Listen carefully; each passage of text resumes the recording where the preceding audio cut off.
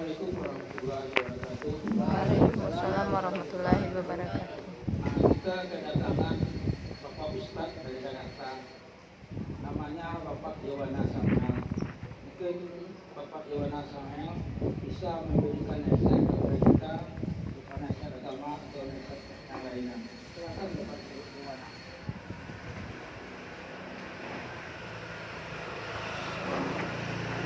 Assalamualaikum warahmatullahi wabarakatuh.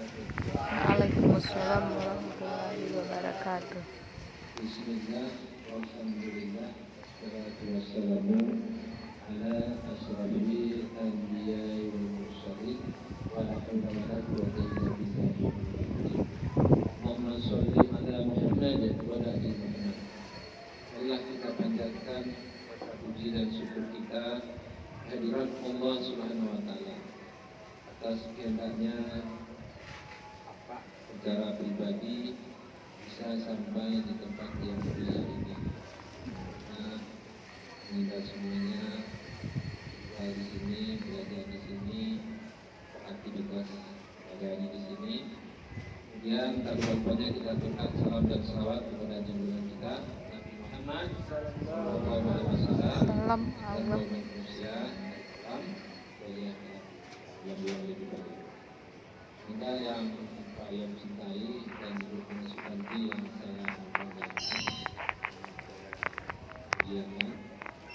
yang khusus kepada Bapak Tadi, Bapaknya yang Yobis, mudah-mudahan sama dengan beliau itu berangkat. Anak-anak yang Pak Yon, perkenalkan Pak Yon, Rubana.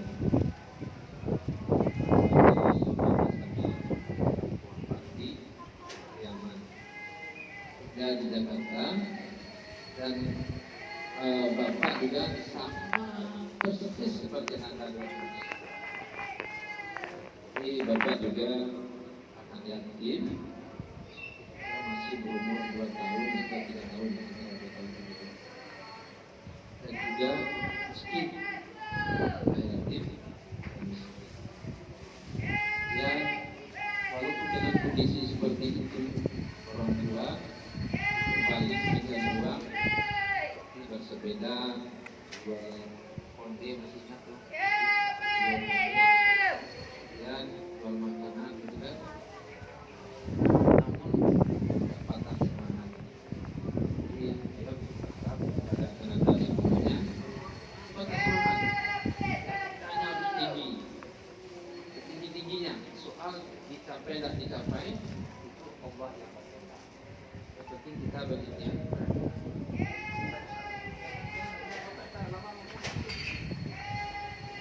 Berikhtiar yang penting.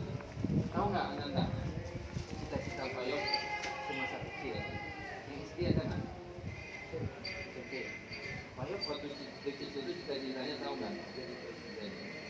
Anak yatim, miskin, tapi cita-citanya jadi presiden. Nah sekarang saya tanya nih, Nanda citanya apa nih? Coba tanya. Guru, terus?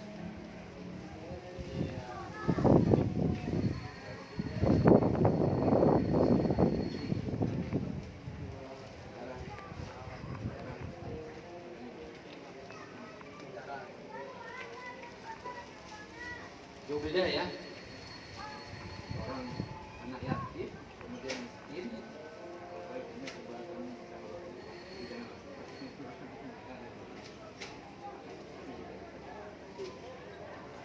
Bapak berikhtiar. Jadi bukan hanya sekedar itu apa namanya? Sekedar untuk diomongin aja gitu, tapi kita ikhtiar. Dia kayaknya yang menguasai negara ini waktu bersebat usia negara.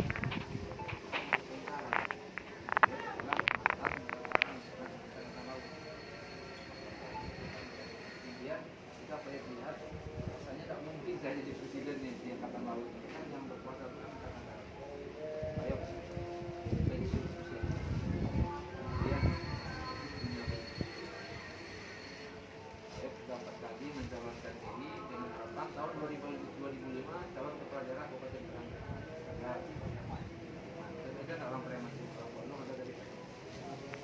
lihat gambar Pak Yok. Ini punya 2010 gagal, 2015 gagal, 2020 gagal. Nah, kenapa Pak Yok mau jadi bupati? Kayaknya peluang menjadi presiden ada kayaknya. Pertama 2005 kalau menang jadi bupati, 2010 jadi gubernur Subang, 2015 jadi 2020 jadi wakil presiden. Itu cara berpikir Pak Yok gitu loh. Tapi Allah tidak berkehendak, Pak Yok tidak jadi bupati. Nah, tidak ini, cuma Pak Yok disuruh Allah, sudah kamu berdakwah di hal aja. Jadi nggak usah lah seperti mubalik, berdiri atas mimbar menyampaikan sesuatu supaya orang bisa menjadi beriman, bertakwa, gitu kan, beramal soleh, gitu kan, menyampaikan sesuatu, bersabar, gitu kan, di ruang masyarakat. Itu yang bisa Pak Yok lakukan. Soalnya Pak Yok punya pondok pesantren di Putra juga tapis. Sekarang nantinya 60 orang. Jadi cuma sayangnya di situ diterima adalah anak-anak yang tamat SD karena programnya 6 tahun, 3 tahun mubalik, dia harus 3 tahun apa kemudian 2 tahun itu mubalik, nah 1 tahun di wirausaha. Nah gerakan Pak Yok sekarang dia insyaallah dia macam tidak jadi presiden, tapi dia bisa sesuai dengan surat wal asr itu apa wal asr? Wal asr inna al-insana lafi khusr illa alladziina aamanu wa 'amilus shalihaati wa tawassaw bil haqqi wa tawassaw bis sabr. Jadi bersabar gitu Pak. Sabar gitu kan. Enggak apa-apa, enggak ada masalah. Jadi Nanda juga harus begitu.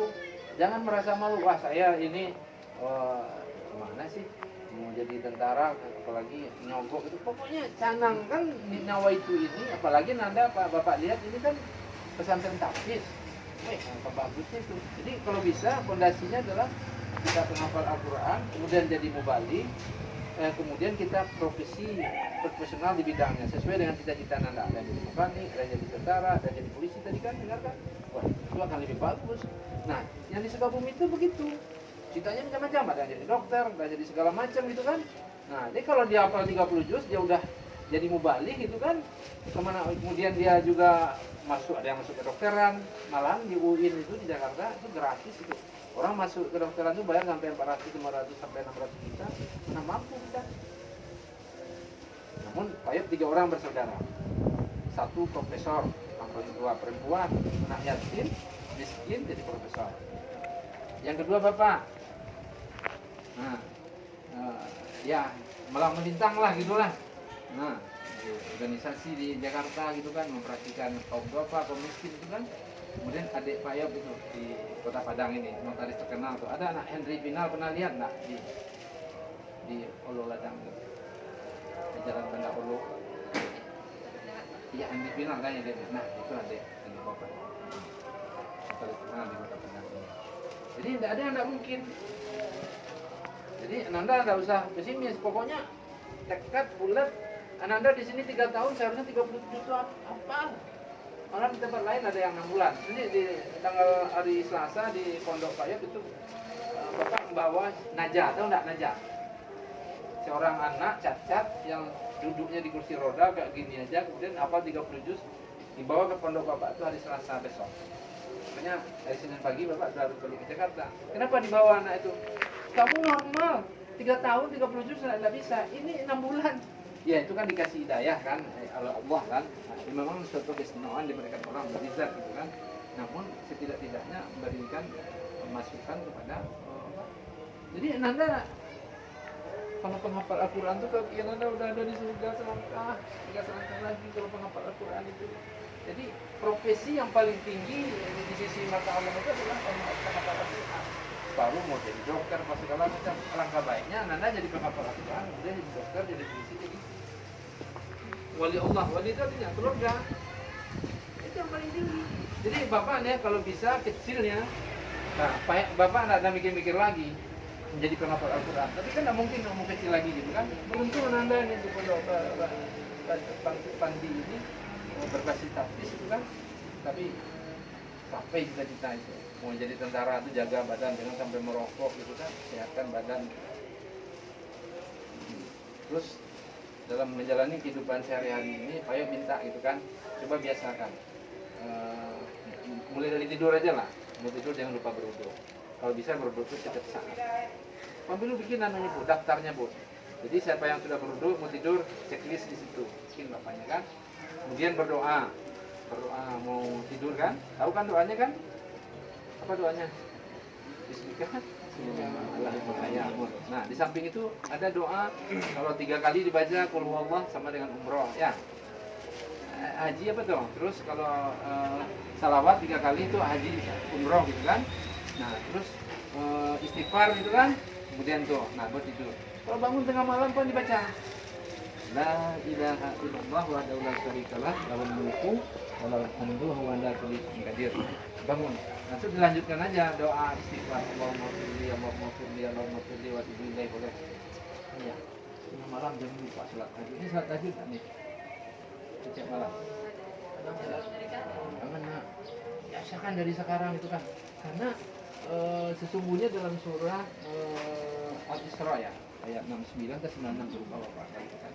Jadi tuntunan Allah itu, hidayah Allah itu akan datang apabila apa?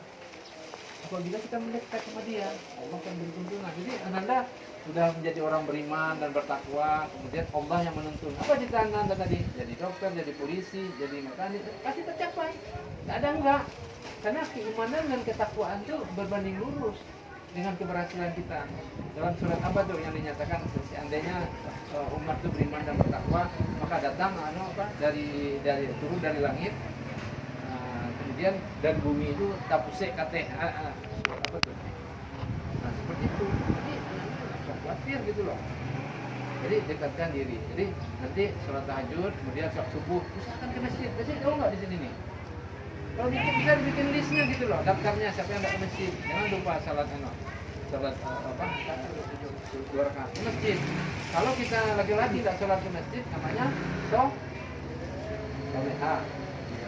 Ibu-ibu yang utama sholatnya di rumah kan, jadi kita harus sholat ke masjid. Jadi masjid ada masjid yang dekat sini bu. Nah, usahakan sholat ke masjid. Nanti kalau bisa menunggu di situ, sholat suruh 2 rakaat. Pahalanya sama dengan haji itu nggak salah tuh. Nah, kemudian sholat duha, lanjutkan sholat duha. Nah, mungkin tidak terkejar kali ya untuk sekolah kali ya, tapi suruh bapak yakin ini. Kalau tidak terkejar, ya apa boleh tinggalin lah gitu kan. Kalau tidak terkejar itu kan karena mau sekolah ya. Dan tidak-tidaknya duha laksanakan di sekolah. Kenapa Anda kalau tidak mungkin di rumah laksanakan di sekolah? Laksanakan kalau perlu dalam kelas. Kita mengajak kawan-kawan gitu loh. Jangan dibilang sok alim, sok iman dan segala macam, nggak usah khawatir. Nah, kemudian sholat di masjid juga faktor. Jangan lupa sholat sunat, qobliyah dan ba'diyah. Terus apa namanya doa sholat. Kalau bisa juga doa pagi dan doa sore ada nggak dikasih bu? Doa pagi doakan pagi kan baca qul huwallahu ayat suci kali, qul 3 kali, pulang dari falaq 3 kali, kemudian pulang dari nas, kemudian lanjutkan gitu kan sampai nanti astagfirullah wa atubu ilaih 100 kali gitu kan. Nah begitu juga sore gitu kan. Jadi coba kalau bikin kegiatan ibadah yang itu bu, dibiasakan dibuat tabelnya di sini, dikasih checklist gitu loh. Oke nak, jadi itu aja pesan bapak. Ya, jadi cita-citanya lanjut terus ya.